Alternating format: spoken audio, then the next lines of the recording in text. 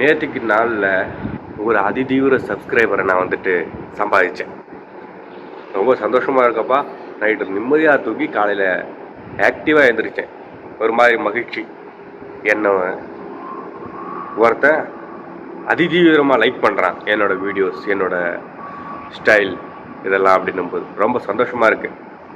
வாங்க, இந்த நாளில் என்ன நடக்குது, இந்த நாளில் என்னென்ன விஷயங்கள் இருக்குன்னு பார்ப்போம். இந்த நாள் ஆரம்பிச்சிருச்சு.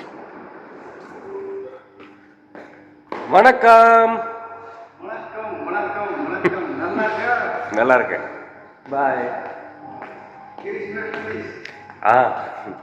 கிறிஸ்துமஸ் முடிஞ்சிருச்சுன்னு சொல்கிறாரு. நேற்று காலையில் வீடியோவிலே சொன்னேன்ல, கிறிஸ்துமஸ் தாத்தாவை தூக்கிட்டு போயிட்டாங்கன்னு சொல்லி. இங்கே தான் இருந்தார்.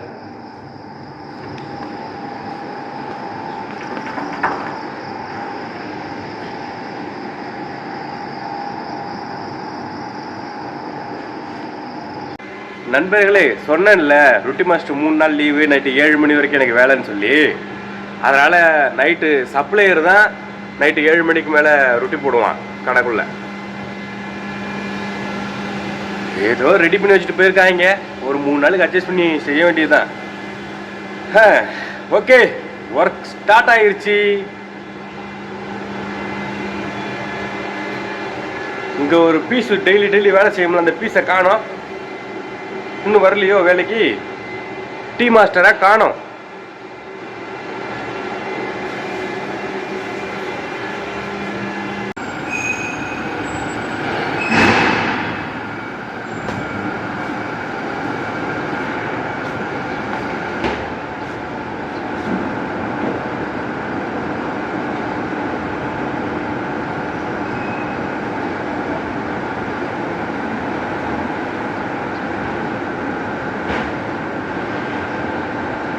காலா வியாபாரம் முடிச்சாச்சு. இன்றைக்கி வெள்ளிக்கிழமை. ரெகுலராக பார்க்கக்கூடியவங்களுக்கு தெரியும், வெள்ளிக்கிழமை அதிகமான ஆர்டர்ஸ் வரும். அங்கேருந்து 2 பேர் நம்மளை பார்த்துருக்காங்க. அவங்க 2 பேர் நம்மளோட ஃப்ரெண்ட்ஸ் தான். வெள்ளிக்கிழமை ஆச்சுனாலே அதிகமான ஆர்டர்ஸ் வரும். இன்றைக்கி நமாஸ் பண்ணி முடிச்சுட்டு மதியம் சாப்பாட்டுக்கு நமாஸ் பண்ணி முடிச்சுட்டு அதிதீவிரமான ஒரு சுனாமி கணக்காக ஒரு கூட்டம் அட்டாக் பண்ணும் கடையில். அப்போ அந்த டைமில் நான் சப்ளையராக இருப்பேன். இப்போ கால வியாபாரம் ரொட்டி நுறுக்கிடுவாங்க. இதையும் முடிச்சுட்டு மதியத்துக்கு மேலே அந்த சுனாமிலையும் ஸ்விம்மிங் பண்ணணும், சப்ளையர் வேலை பார்க்கணும். 2 கஷ்டம். இவங்களுக்கெல்லாம் பாருங்கள், ரெஸ்ட் விட்டு வேலை. நம்மளுக்கு அப்படி கிடையாது. நம்மளுக்குலாம் அப்படியே புதுசாக வேலை. ரெஸ்டாரண்ட்டில் கஸ்டமர் வர நம்ம வேலை பார்த்துட்டே இருக்கணும். இவங்க அப்படி கிடையாது. இவங்க அந்த சூப்பர் மார்க்கெட் மாதிரி ஒரு பெரிய மார்க்கெட் இருக்கு உள்ள. நேற்று கூட தேங்காய் இந்த சோப்புலாம் வாங்கினேன்ல, நேற்று வீடியோ பார்த்தவங்களுக்கு தெரியும். அதில் வேலை செய்கிறவங்க ஜாலியாக அப்படியே உட்காந்து அப்படியே ஓட்டுறது. அப்புறம் அது போல் இவங்களுக்கு 2 மணி நேரம் நடுவில் ரெஸ்ட் டைம் விடுவாங்க. நம்மளுக்கு அப்படி இல்லை. நம்ம வாட்ச இடம் அது போல் ஆயிடுச்சு. ஓகே, அதுக்கேற்ற மாதிரி நம்மளை ரெடி பண்ணிக்கிட்டோம்ல. நம்ம இப்போ எங்கே போனாலும் வேலை செய்வோம்ல. இவங்க அப்படி கிடையாது. நம்மள மாதிரி இப்போ இவங்களுக்கு இங்கே இருக்கிற மாதிரியே எல்லா இடத்துலையும் வேலை இருக்காது. ஆனால் நம்ம இதை விட குறைவாக இருந்தாலும் செய்வோம், இதை விட அதிகமாக இருந்தாலும் செய்வோம். அதுக்கேற்ற மாதிரி நம்ம பழகிட்டோம்ல. வேலை போய்கிட்டு இருக்கு. இன்றைக்கி சுனாமியை நினச்சாதான் நடுக்கமாக இருக்குது. பார்த்துக்கலாம். 2 வருஷம் ஓட்டியாச்சு. அவங்க 2 பேர் கையில் ஜூஸ் வச்சுருக்காங்க, தெரியுதா? அது தேவோ ஐஸ். இந்த வரட்டி இருக்குல்ல, அதில் ஐஸை போட்டு குடிக்கிறது. அதுதான் அது. நண்பர்களே, கடையில் வேலை செய்யக்கூடிய பாதி பேர் நமாஸ் பண்ண போயிட்டாங்க. இப்போது நான் தான் கோரிங்கும் நான் தான் போடுறேன் ஃபாஸ்ட் ஃபுட்டு. இப்போ மேகி சூப் போட்டுக்கிட்டு இருக்கேன் ஆர்டரு. அங்கே ரொட்டி சுசு, அது பால் புரோட்டா. ரொட்டியும் நான் தான் போடுறேன், இதுவும் நான் தான் போடுறேன். இப்போ கடையில் கூட்டம் கம்மியாக இருக்கா? இன்னும் கொஞ்சம் நேரத்தில் இது ஃபுல்லாகிடுங்க. மங்கு இந்த மங்கு ஜூஸ் கொடுக்கறதுக்கு மங்கு கிங்குன்னு எதுவுமே கொடுக்க முடியாது. அவ்வளோ பிஸி ஆகிடும். இதுதான் சொன்னேன், கஷ்டமாக இருக்கும்னு சொல்லி. வெள்ளிக்கிழமை காலைல ஃபுல்லாக ரொட்டி போட்டோமா, இப்போ இதெல்லாம் வேலை பார்க்கணும். 2 in 1 பயங்கர நெருக்கடியாக இருக்கும். இது நம்மளுக்கு மட்டும்தான் இது போல் சுச்சுவேஷன். ஓகே, போய்கிட்டு இருக்கு வேலை.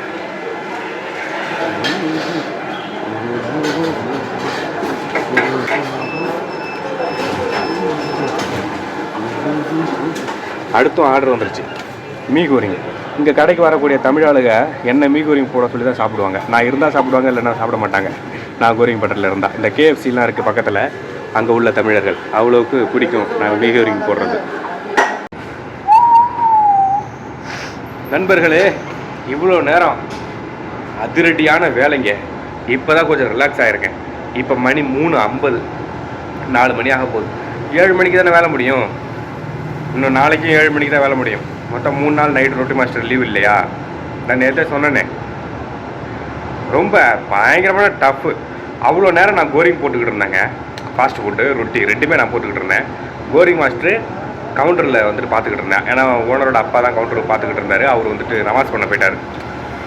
அந்த நேரத்தில் இவன் போய் கவுண்டரில் காசு வாங்கிட்டு இருந்தான். அவர் வர்ற நேரத்துக்கு என்னை வெளியாக்கி விட்டுட்டு, என் வேலை உள்ளே ரொட்டி போடுற வேலை, நான் சப்ளையர் கிடையாது இன்றைக்கி, என்னை வெளியாக்கி விட்டுட்டு இவன் போய் உள்ளே நின்றுக்கிட்டேன். அவ்வளோ வேலை பார்த்தேன்னா சும்மா நிற்கிற மாதிரி இருக்குது அவர் வரும்போது. எனக்கு ஒன்றுமே புரியல. ஆன்லைன் ஆர்டர் இதை கட்டு அதை கட்டு இதை பண்ணு அதை பண்ணிட்டு ஏன் வேலை கிடையாது. அது என்னை கூப்பிட்டு சொல்லிட்டு உள்ளே போயிட்டாங்க. இப்படிப்பட்டவங்கெல்லாம் இருக்காங்கங்க. நம்ம அவ்வளோ வேலை ஹார்ட் ஒர்க் பண்ணி பார்த்தாலும் ஓனர் வர நேரத்துக்கு ஒரு ஆக்டிங்கை போட்டு டக்குன்னு அந்த பேரை பூரா அவங்க எடுத்துகிட்டு போயிடுறாங்க. அப்படிப்பட்ட ஆட்களை எப்படி சமாளிக்கிறது? ஓனருக்கு தெரியும் யார் வேலை செய்யலைன்னு.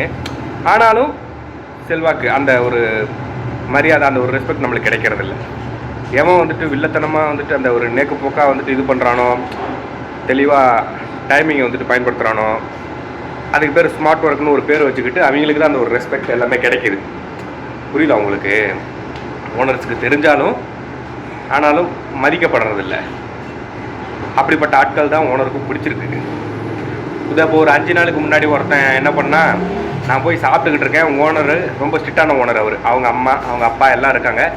அவர் சும்மா டெம்பரரியாக வந்தார், ஏதோ வேலையாக வந்தார். வந்த உடனே நான் போய் சாப்பிட்டுக்கிட்டு இருக்கேன். நான் ஒரு மேசைக்கு வந்து பில் போட்டிருந்தேன். அந்த பில்லை போய் இவன் வந்து, நான் 12 வெள்ளி 50 காசுன்னு போட்டிருந்தேன். இவன் வந்துட்டு என்கிட்ட, இது ரகுநாத், இதுக்கு எவ்வளோ பில்லு போட்டிருக்கேன், இது 21 வெள்ளி போட்டிருக்கு அப்படின்னு சொல்கிறான். நான் 12 வெள்ளி 50 காசு நான் தான் போட்டேன். அந்த கஸ்டமர், சின்ன கஸ்டமர், ஒரு பையன் பயங்கரமாக சாப்பிடுவான். 25 வெள்ளி 28 வெள்ளி அப்படி சாப்பிடுவான்.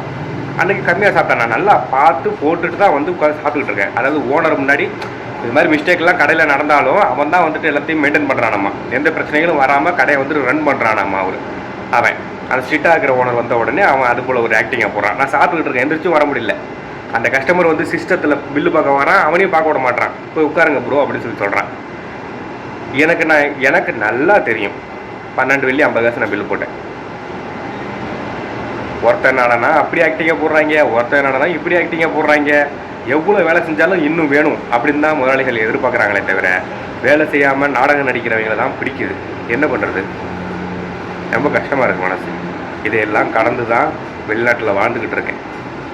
இன்னும் எங்கே போனாலும் இது மாதிரியான சுச்சுவேஷன் தான் இருக்கும். இது வேலை இடத்துல இருக்கக்கூடிய அரசியல்னு இதை பேர் சொல்லுவாங்க. இதுக்கு பேர் வேலை செய்யக்கூடிய இடத்துல நிலவக்கூடிய அரசியல். இப்போ நான் அதில் நிறையாவே கை தேர்ந்துட்டேன். பார்த்துக்கலாம். ஏதோ இது மாதிரி ஸ்ட்ரெஸ்ஸை பூரா உங்கள்கிட்ட சொல்லும்போது மைண்ட் ரிலாக்ஸ் ஆகிடுதப்பா. சரி, அதை விடுங்க. வேலைன்னா வேலைக்கு வந்தோம்னா அதெல்லாம் நடக்க தான் செய்யும். அது வெளிநாட்டில். ஓகே, இந்த நம்மளோட லைவை எப்படி சூப்பராக அதிகமாக இன்ட்ரெஸ்ட் ஆக்குறது, அதை எப்படி மேம்படுத்துறதுன்னு சொல்லி யோசிப்போம். இனிமேல் போய் உட்காந்து யோசிப்பேன். இனிமேல் ஆர்டர் வராது.